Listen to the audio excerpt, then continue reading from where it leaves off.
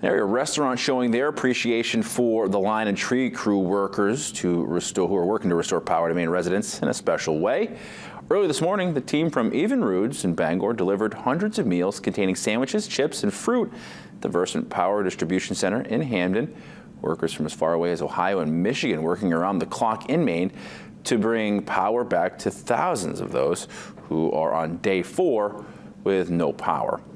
They posted these photos on Facebook with the message, "Shout out to all the linemen. We appreciate you."